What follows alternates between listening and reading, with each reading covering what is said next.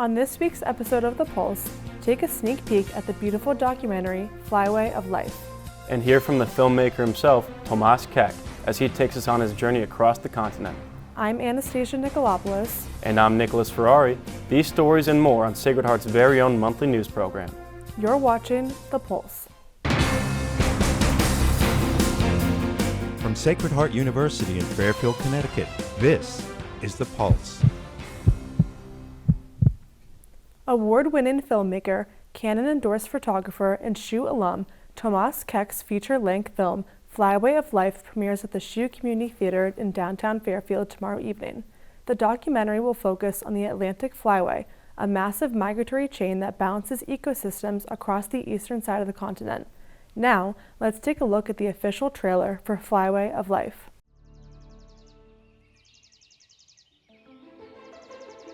Flyways are the lifeblood of the Americas and our natural world. Every year, millions of birds migrate up and down the East Coast, traveling through a variety of different habitats.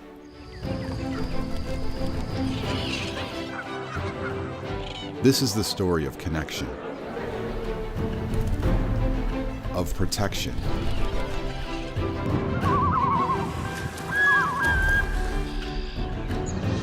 of parenthood, of adventure, of loss, of the majesty of our natural world.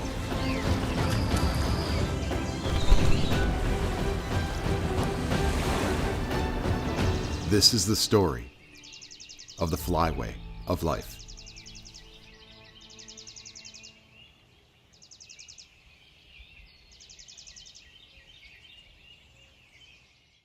Flyway of Life will highlight a number of pioneering conservation movements, examining several unlikely ecological relationships that occur along the Atlantic Flyway.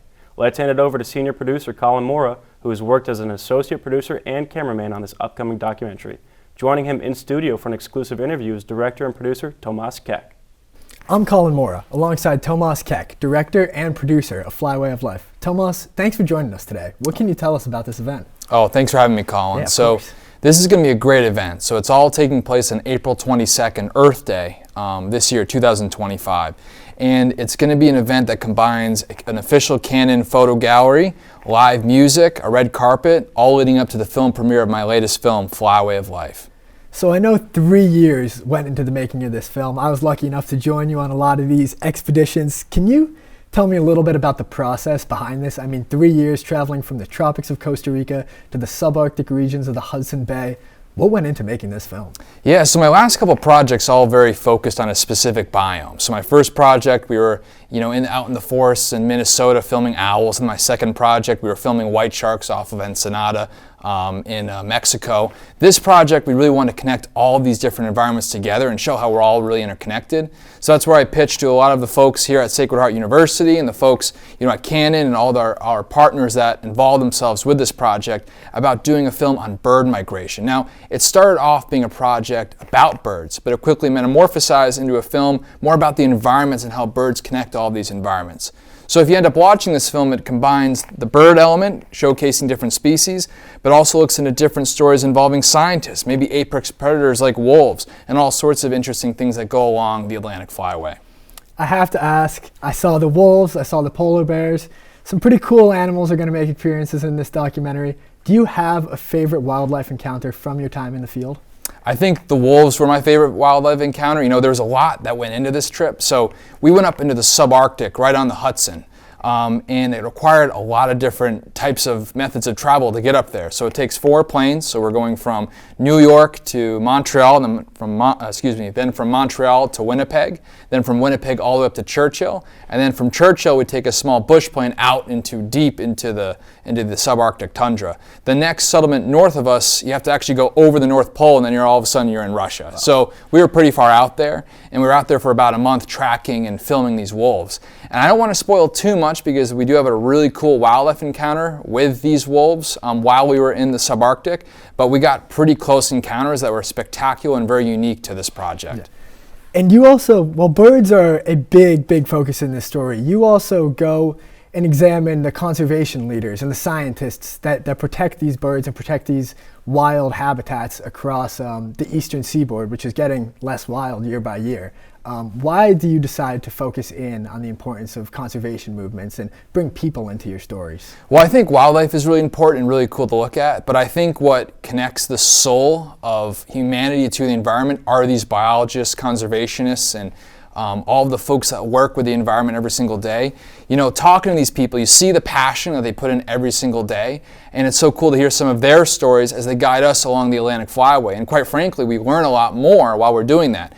You could go to an area and film the animal and kind of leave after you're done, but if you go to an area and you really collaborate with all the different scientists and organizations that monitor these areas along the Atlantic Flyway, you learn so much more, and then you get a much more impactful story. Well, Tomas, thank you for joining me in studio today. I cannot wait to see the documentary up on the big screen. Flyway of Life premieres tomorrow at the SHU Community Theater in a special Earth Day event. Check out Tomas's accompanying photo book, Flyway of Life, Love Letters to the Natural World, or stop by his 30-piece official Canon gallery at the Bruce Kirshner Museum in downtown Fairfield. Tomas, thank you so much for joining me again. Back to you guys. After months of sneak peeks and exciting clips, the wait is finally over. I know. I can't wait to see the finished film premiere at the SHU Community Theater on April 22nd. When we get back, find out how one local seamstress is giving back to her community through fashion. And stay tuned for the Weekly Beat, where we keep our finger on the pulse of all things happening this week at Sacred Heart.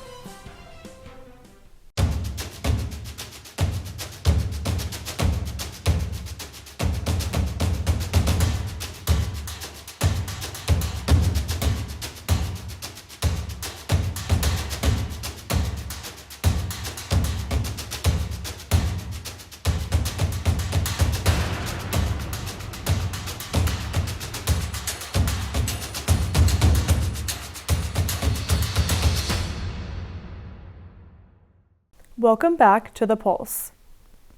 2 days a year, the Fairfield Public Library transforms from sharing stories to showcasing custom-made designs.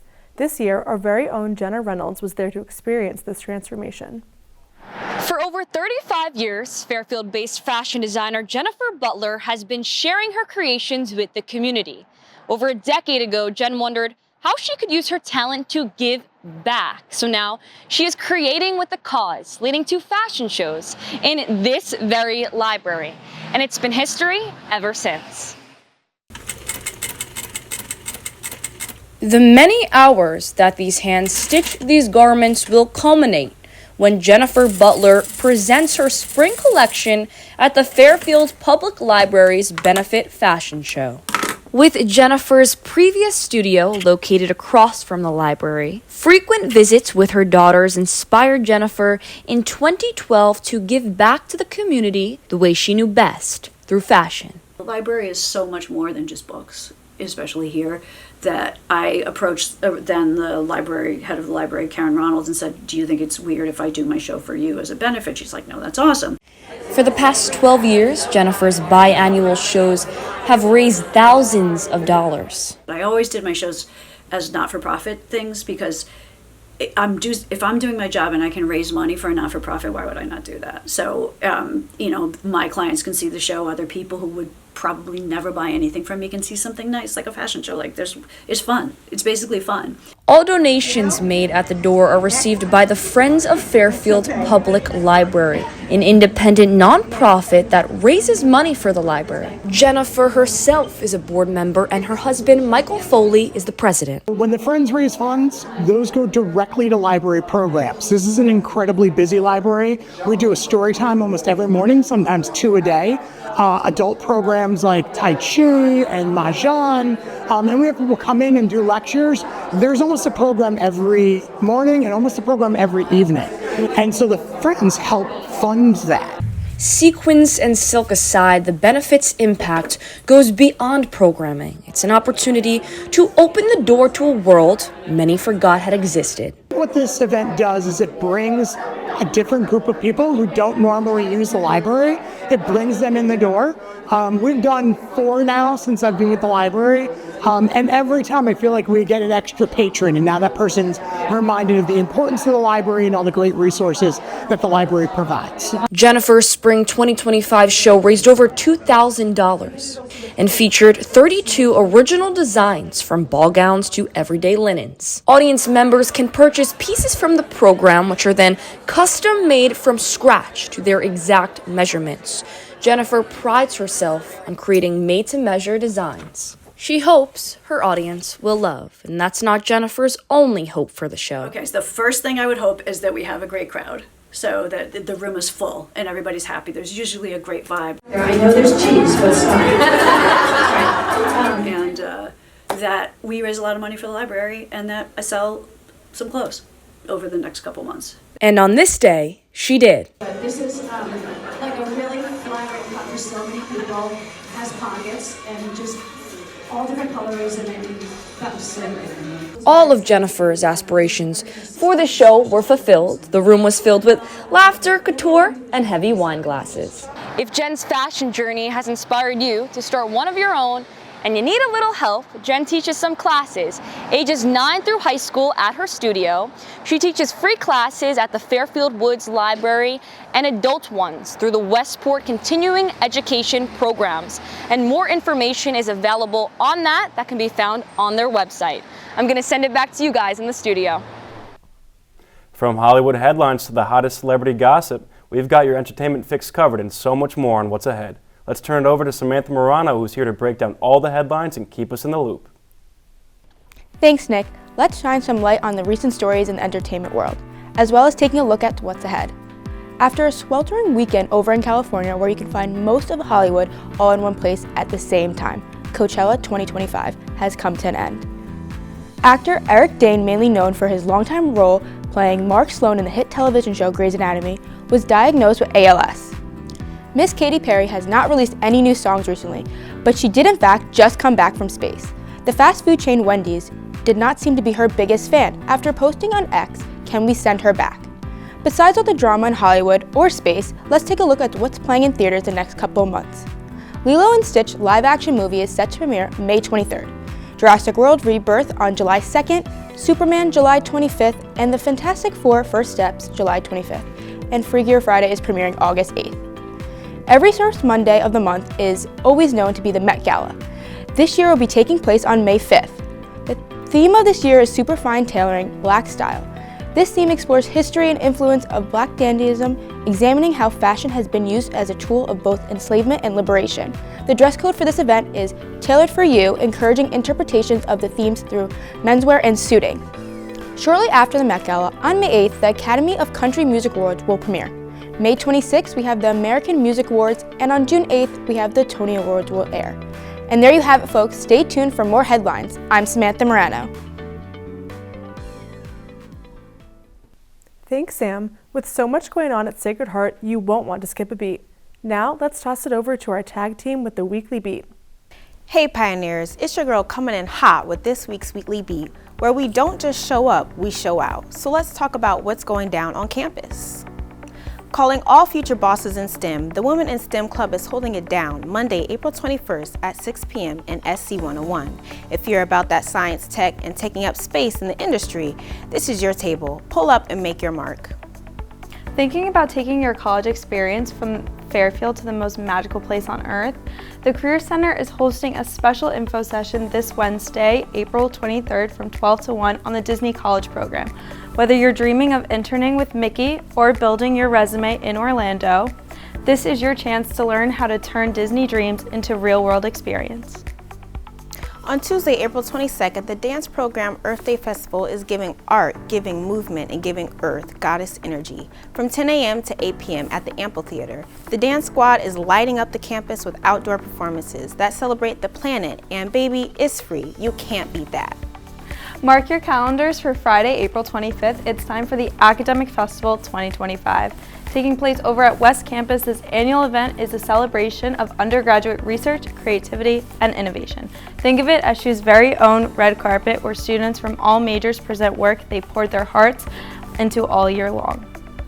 On Wednesday, April 23rd, slide through for the Chartwell's Farmers Market from 9 to 2 at the Mahogany Room patio. Come get into these locally grown veggies and support sustainability with style. Your body and your taste buds will thank you. Get ready to dress to impress because the red carpet is rolling out right here at the Martiri Family Arena. On Saturday, April 26th, the Pioneer Scholarship Gala kicks off at 6:30 p.m. with an evening full of elegance, featuring cocktails, dinner, and dancing. This annual event raises critical funds to support student scholarships. It's a night where glamour meets giving back, and you won't want to miss it. That is all we have for this week's Weekly Beat. Stay up to date on all things Sacred Heart by following us on social media at The Pulse, SHU. Have a great summer, Pioneers. Thanks for tuning in. Thanks, guys. When we get back, learn more about Sacred Heart's very own golf course, Great River. And get the play-by-play on Sacred Heart Sports.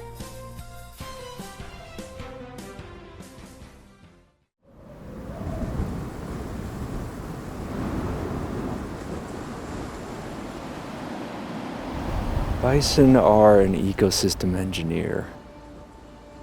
They fundamentally change an ecosystem.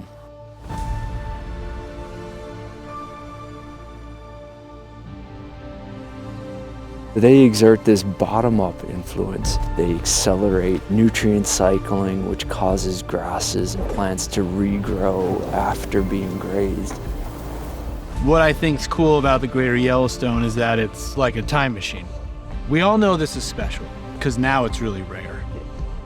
We need to do the best job possible for restoring our national mammal, and that's both reconnecting people and lands with bison. Power in the herd, power in numbers.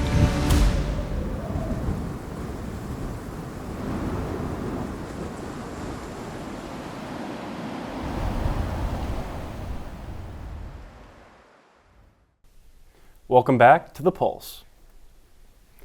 With the Masters wrapping up and the golf season in full swing, I got the chance to learn more about Sacred Heart's very own Great River Golf Course. Follow along as we take a closer look at our putting pioneers. The Great River Golf Course has been a staple of Sacred Heart student and alumni life for years, but many at SHU have not had the chance to learn about the culture behind it. I had the opportunity to interview the head professional and executive director of Great River, Jason Loomis. Yeah, my name's Jason Loomis. I'm the executive director here at Great River. I've been here this is my 6th year. I was hired as the head professional in 2019 and then took over as executive director 22. When I got hired back in 2019, first, I worked strictly at private clubs before it. So coming over here in this semi-private model and then having the university factor it was very unique, to me, but obviously talking and getting to know the people over at Sacred Heart and kind of what their vision was here. I knew we could make, what they were thinking and what I had in mind kind of work together and trying to create this, very, unique but well-balanced program to where it's a great benefit for the university, and then also it's a great benefit for the members and the community in this area. It's really cool. I think it's a very unique, again, relationship. So it's a great spot that most all the teams, we do almost a fundraiser for them. We're starting to try and get our word out more to help the alumni. Obviously you that like to come up here and play. The students. It's we've kind of really, that's been our focus the last few years, right? We really wanted to reshape the business model, and once we kind of got things in place, then we turned our attention now to trying to attract more of the Sacred Heart affiliates. Jason said this about Great River's fundraisers. I think we do 8 golf events, right? So you're just kind of your typical Monday outing. So we do them for hockey, baseball, lacrosse, volleyball, football. We do one for the alumni, the Pioneer Open. We work with SHU Horizons, and there's one more. And then they have their big one, like the Invitational, which helps the teams because they, obviously being owned, they don't really have to pay the price that they would pay if they wanted to go to Brook Lawn or another, very high caliber club. Being owned by Sacred Heart, they get it at a substantial discount. So it helps them in their mission to try and raise more money, and you know, we're just happy to be, you know, do what we can to help out these programs. It's really a lot of alumni come back, and it's just one of their bigger like fundraisers, right, for the advancement team and everyone. It's just a good reason to get like alumni back and also help, you know, generate funds to keep, you know, growing the school. And they break them into like 2 teams, and you know, it's great because we get to see a lot of the reoccurring alumni come back. We have about almost, I think we're around 80 alumni members here, so we even see our members competing in it, and it's just really a good fun time for everyone. This is what Jason responded with when asked if he had any doubts about working with the university. No. You know, for me, it was kind of like trying to figure out how it works, right? So working at like private clubs, right, you kind of have a board of directors and they kind of govern how the club operates, right? Where here, it's a little different, right? Being the executive director, pretty much I oversee, you know, all the policies and procedures and how this place operates. It's then just, you know, for me, it was definitely hard at first, you know, working with such a big, you know, corporation like a university, and you know, you can just understand their HR and all their policies and procedures and how protective they are from, you know, students and anything that's going on out in the world. So it's just the little extra work on that part, just to try and stay in tune with their beliefs and mission and culture, and you know, that we're an extension of that here. Jason speaks on how there is much to like about being the designated golf pro over at Great River, especially as a golf enthusiast, as well as the beautiful architecture and course design of Tom Fazio III. It gives you a little bit of everything, you know, like I said, between the ability to practice. Our shop, we just won the national award for the PGA of Americas for Merchandiser of the Year, so only the first person ever from Connecticut to win it, and only the 6th person ever from Connecticut to ever win a national award in general. So pretty, you know, pretty amazing, especially from a small little club in Milford that most people outside of this community would even know, you know. And now hosting the LPGA Epson Tour event, you know, it's just got a little bit of everything that us golf nuts love. So. Very special thanks to Corey Coy and Professor Keith Zeet for their amazing footage, and Mark Conrad for his photography and their help in making this project happen. Reporting from Milford, Connecticut at Great River Golf Course, my name's Nick Ferrari with The Pulse. As temperatures continue to rise, let's see how SHU Sports handle the heat. Here's our very own Jake Walsh with this week's Sports Roundup. Frank Sinatra sings In My Way, and now the end is near. The same thing goes for our sports teams. As the school year wraps up, our sports teams are on the final stretch of their season as playoffs near. The Pioneers baseball team is 18-17 and looks to start the week strong at home against Bryant on Wednesday. They will then head to Niagara University on Friday for a 3-game series with the Eagles. They then return home on Tuesday for 1 game with Fordham at Veterans Park. Softball is currently 18-19 after a doubleheader sweep against Fairfield. The Pioneers will have the week off and return home on Saturday for a weekend series with Quinnipiac. The Pioneers are 8-6 in conference play this season, and with all conference games left on their schedule, they look to finish strong against their MAC opponents. With the men's lacrosse team having last week off, the 20th ranked Sacred Heart lacrosse team returned to Campus Field to take on Mount St. Mary. The Pioneers won on Saturday, and with 1 game remaining on their schedule against Manhattan, they look to finish off their year strong. The MAC tournament starts on April 27th, and the Pioneers look to make a strong run. Good luck the rest of the way. The women's lacrosse team is currently 6-9 after a tough loss to Fairfield University on Wednesday. The Pioneers wrapped up their season against Iona, where they lost. Congrats on a great season. The champs are here. Last weekend, the Sacred Heart dance team competed in Daytona, Florida in the NBA Collegiate Championship. The Pioneers competed in 3 separate categories and placed in the top 5 in all of them. But for the first time in SHU dance team history, the Pioneers were named D1 Spirit Rally National Champions. Congratulations to the national champions Sacred Heart dance team. And can't forget Big Red, who danced with them. To keep in touch with all your favorite Pioneer sports, check out Sacred Heart's new streaming service, Pioneers Plus. This is a great way to watch your favorite SHU sports teams and keep up with all the action. And one last time, that's all for this week on SHU Sports Roundup. I'm Jake Walsh. Back to you guys. Zeta Tau Alpha is teaming up with Sigma Chi to turn competitive spirit into community support with Zeta's high-energy annual philanthropy event, Dodge for a Difference. Greek life organizations hit the Bobby V's court to show their support. I got to see the action for myself. Here's an inside look at Dodge for a Difference. Zeta Tau Alpha and Sigma Chi joined forces for Dodge for a Difference, a high-energy dodgeball tournament with a powerful mission. The event raised awareness and support for two critical causes: Zeta Tau Alpha's commitment to breast cancer education and awareness, and Sigma Chi's support to fund cancer research through the Huntsman Cancer Institute.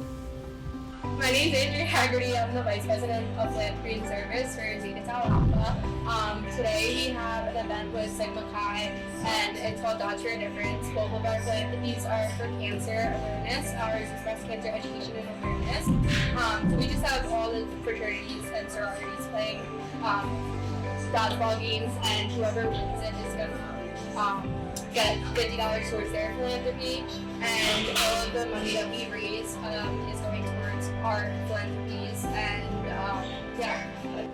Sacred Heart University's Greek Life came together in full force, showing up not only to play, but to support, donate, and stand united in the fight against cancer.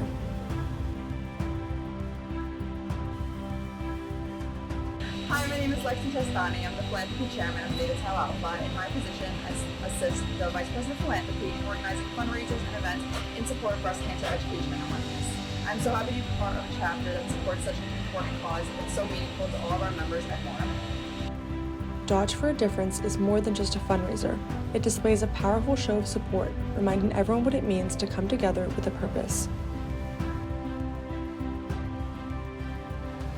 So for Dodge for a Difference, we have two different backgrounds going on, sororities and fraternities, and each team will play best 2 out of 3 and will advance. We have 3 rounds for each of the fraternities and sororities. Right now, currently High Cap and Passing are playing in the championship for the fraternities. The sororities are still going on. And yeah, it's just simple dodgeball rules, and whoever wins gets money for philanthropy each for the sororities. A little friendly competition, a lot of school spirit, and an even greater impact. Zeta Tau Alpha and Sigma Chi are showing that when it comes to fighting cancer, every dodge counts. That was so much fun, but I must admit I was happy to be behind the camera for this one. What a great way to raise awareness for a great cause. Well, that's all we have for you today. Thanks for watching, and be sure to tune in to our next episode. I'm Nicholas Ferrari. And I'm Anastasia Nikolopoulos. We'll see you next time on The Pulse.